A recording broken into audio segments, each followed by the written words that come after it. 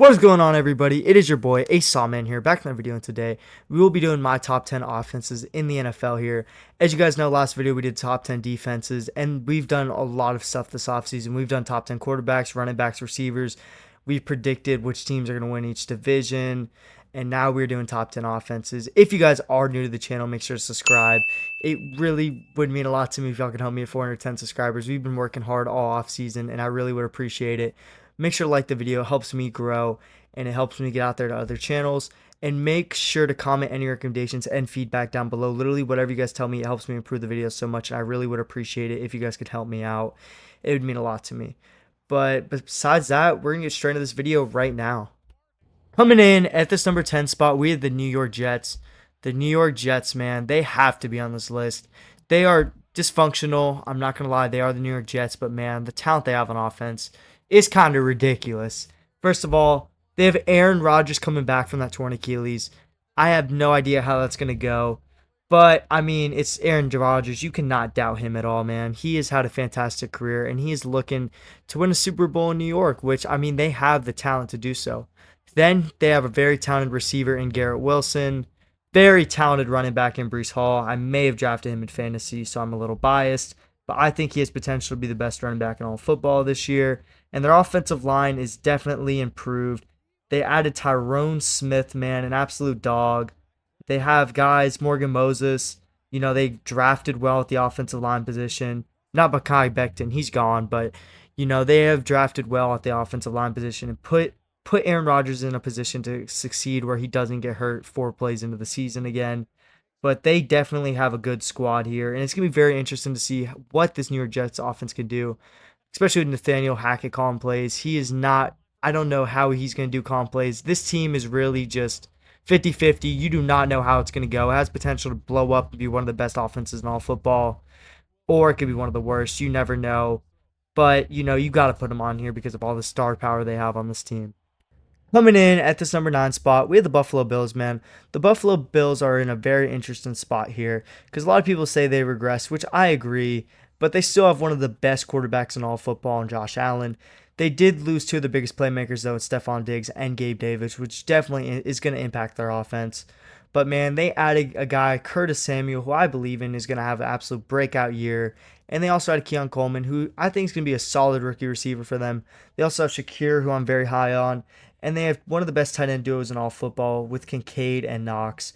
Very good guys. And I think that Josh Allen will make this team better than what they really are. And I think he has the ability to elevate everyone's game around him. And I think that he will be able to do that.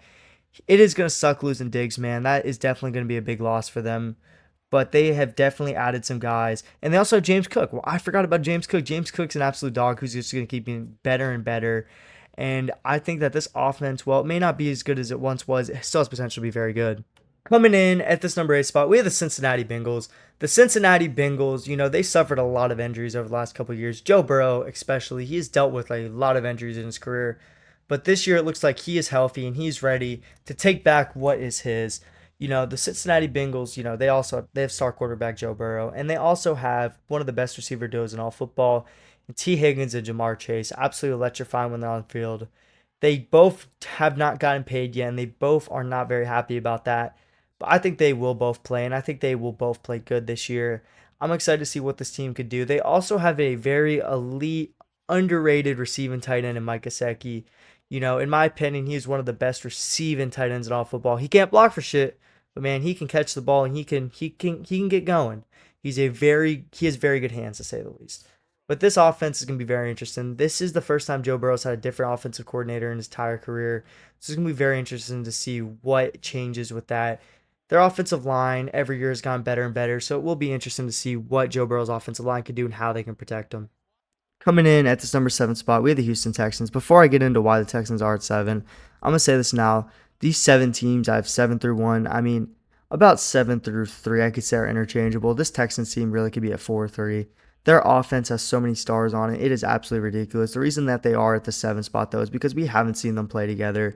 So I have no idea how this offense is going to look. But they have so many stars, they cannot be ignored, and they have to be at least in the top 7. But the Houston Texans acquired Stephon Diggs and Joe Mixon. They also have Nico Collins and Tank Dell coming back. They have Dalton Schultz, and most importantly, their star quarterback in CJ Stroud. CJ Stroud had an absolutely amazing rookie year last year. He proved everybody wrong. Coming out of Ohio State, there's a vendetta of Ohio State quarterbacks. A lot of people do not like them. They say they're all bust, and CJ Stroud came out and proved everyone wrong. So hey, good on CJ Stroud. I'm a believer now. But hey, CJ Stroud definitely is going to progress this year. Last year, he played really good, but I think he's going to get in that elite category of a top five quarterback. They also have Stephon Diggs, one of the best route runners in all football. Tank Dell, explosive playmaker. Nico Collins, explosive playmaker. Then you have Joe Mixon to keep the defenses honest. He's definitely going to help balance out that run game for him and make the run game more valuable. They also have a pretty good offensive line led by Laramie Tunsil. And overall, their offense is absolutely elite. It's going to be exciting to see this team when they touch the field in September. Coming in at this number 6 spot with the Los Angeles Rams. The Los Angeles Rams have a very elite head coach in Sean McVay, one of the best offensive coaches in all football. They also have a great quarterback in Matthew Stafford. The guy's aging like fine wine. He keeps getting better and better. Then, they have 2 elite receiver ones in Cooper Kupp and Puka Nacua. I think Puka is the number 1 right now, but I think that Cooper will strive in that receiver 2 slot role again. He is great at that. And then they also have Kyron Williams at running back, and they added Blake Corum this offseason, who I really think is going to help elevate this rushing game to a top 10 rushing game in all football. They also improved their offensive line this offseason. So I definitely think that the Rams, if they can lean on running the ball more, that will actually help this offense out. It'll give Matthew Stafford more, on these play fakes, it'll help Matthew Stafford out. And it will also keep their guys like Puka and Cooper Kupp from having to carry this offense week in and week out and take a lot of the workload off them. I mean, you don't have to kill Kyron Williams either. You added Blake Corum, a guy that could take 20 carries a game, 15 carries a game. So if you really mix in that running game well, I think it will help the Los Angeles Rams and help their offense improve one of the best rushing games in all football, which I think they are capable of. They have an elite passing game, and if they can get that run game down, I think that will really help this Rams team and make them better and, help them improve from upon last year. Last year, Matthew Stafford in that playoff game looked absolutely amazing, so I'm very, very excited to see what he's going to do this upcoming season. Coming in at this number 5 spot, we have the Detroit Lions, man. The Detroit Lions offense is so fun to watch. They have one of the best offensive lines in football, one of the best rushing games in football. They have an absolutely insane 1-2 punch with David Montgomery and Jamar Gibbs. Those guys are studs. Then in the receiver core, this is probably where they lack the most. They have Amon-Ra St. Brown, absolutely elite receiver. But it's really going to be interesting to see who can step up as that number 2 for them. They have some guys, like I'm a really big Jameson Williams believer. I think Jameson Williams is great, man. But besides him, Josh Reynolds, Khalif Raymond, Donovan Peoples-Jones, it's going to be interesting to see who can step up and take over that receiver number 2 spot. They also have one of the league's elite tight ends in Sam Laporta going into his second year. It's going to be very interesting to see this offense. They dominate the game on the ground, which opens up so much for the air game for Jared Goff. Jared Goff is also a very good quarterback. He's been slept on a lot, but now people are starting to talk about him. Ever since he's got to Detroit, he's been absolutely electrifying. He's been a great quarterback for them. His stats, he's done stuff a lot of quarterbacks have not done, man. It's kind of crazy to see. But that offensive line, man, that offensive line is the best in football. Like, it's hard to say who's the best, but they have to be at least top 3, man.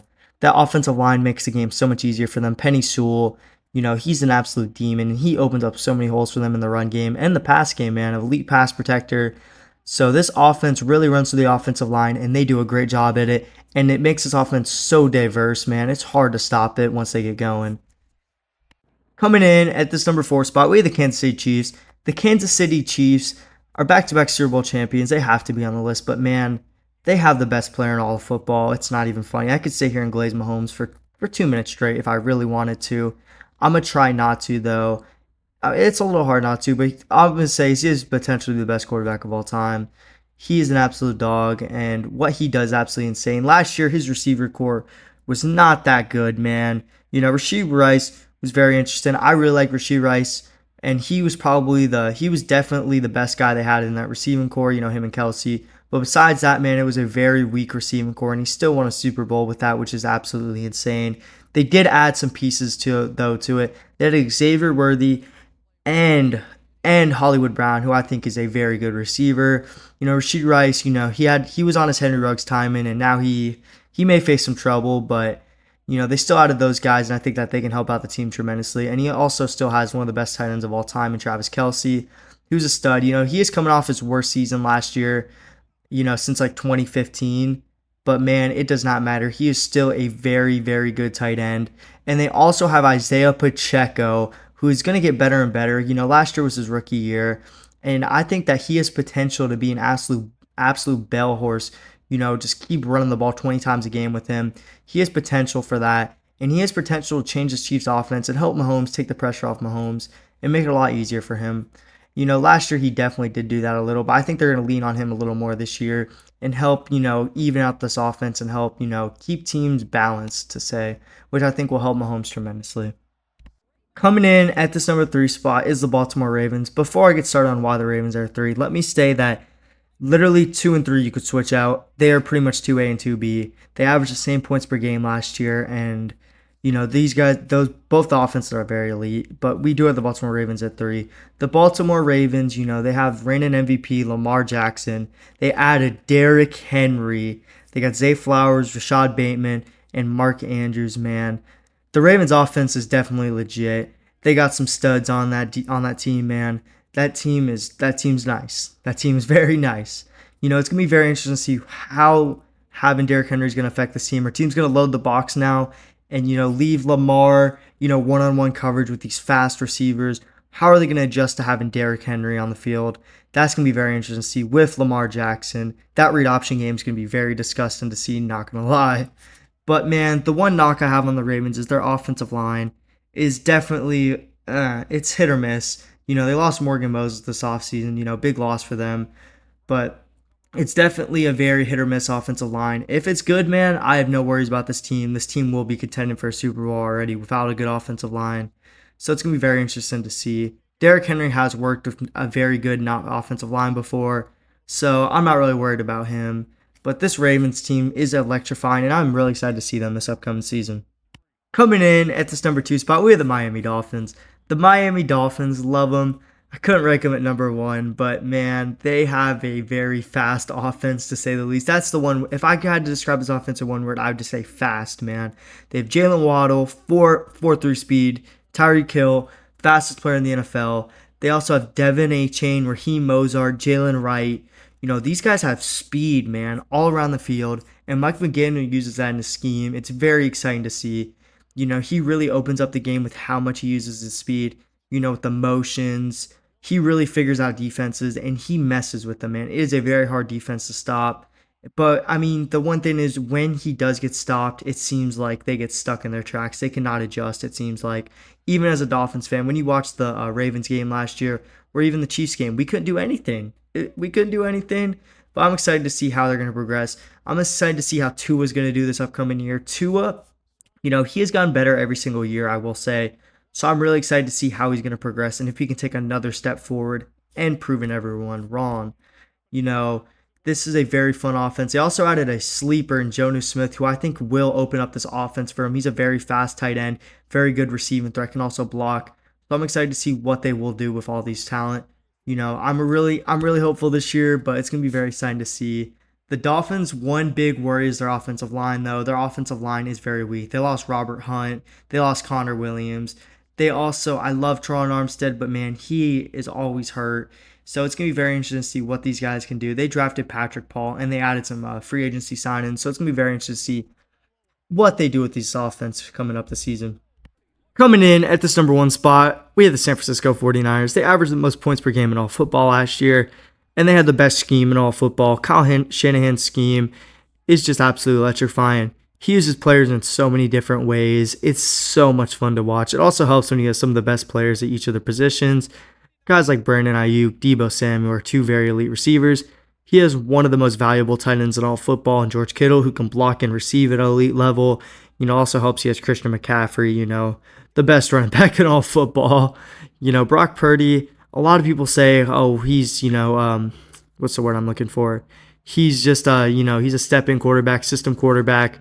Well, he can play well in the system, and I mean, at the end of the day, that's all you need.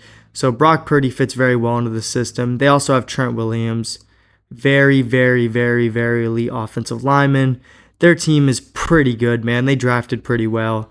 They hustle hard, they block, they play hard, man. They run in between the tackles. It's a very fun offense to watch. It's really old school, and it's a variation of the West Coast that's very nice to watch. But man, watch the 49ers offense. They are elite in every way of the game. They can catch, they can run, they can really do it all. A lot of teams, they do struggle with some stuff, but this is a very solid all-around offense which torches NFL defenses. But that's going to be the video, y'all. If you guys enjoyed it, make sure to sub. I really would appreciate it. We're trying to hit 410 subscribers as soon as possible. Make sure to like the video. Make sure to comment any recommendations or feedback down below. I really would appreciate it. And make sure to have a great day, guys. I really look forward to see you guys in the next video.